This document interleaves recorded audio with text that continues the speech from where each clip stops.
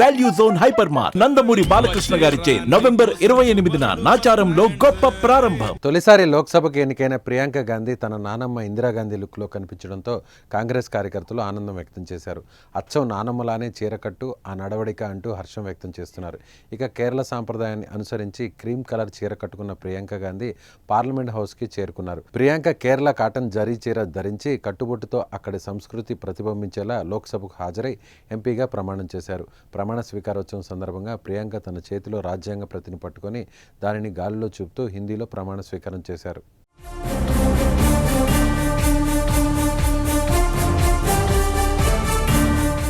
ఇక కాంగ్రెస్ నేత ప్రియాంక గాంధీ ప్రమాణ స్వీకార కార్యక్రమానికి హాజరయ్యేందుకు భర్త రాబర్ట్ వాద్రాతో పాటు కుమారుడు రెహాన్, కుమార్తె మిరియా వాద్రా కూడా పార్లమెంట్ హౌస్కు చేరుకున్నారు.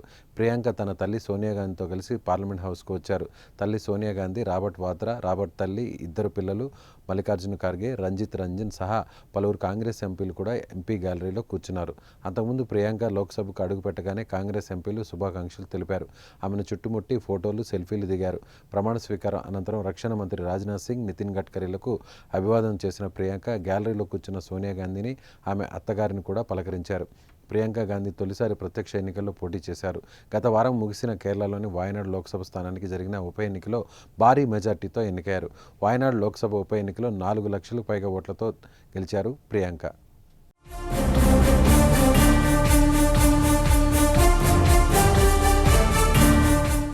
దేశ చరిత్రలో గాంధీ, నెహ్రూ కుటుంబానికి చెందిన ముగ్గురు పార్లమెంట్లో కనిపించడం ఇదే తొలిసారి.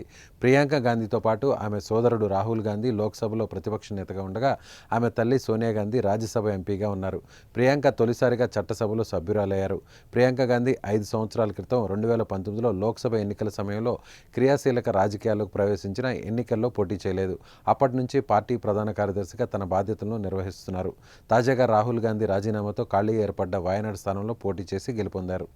मैं प्रियंका गांधी वाद्रा, जो लोकसभा की सदस्य निर्वाचित हुई हूँ, सत्यनिष्ठा से प्रतिज्ञान करती हूँ कि मैं विधि द्वारा स्थापित भारत के संविधान के प्रति सच्ची श्रद्धा और निष्ठा रखूँगी।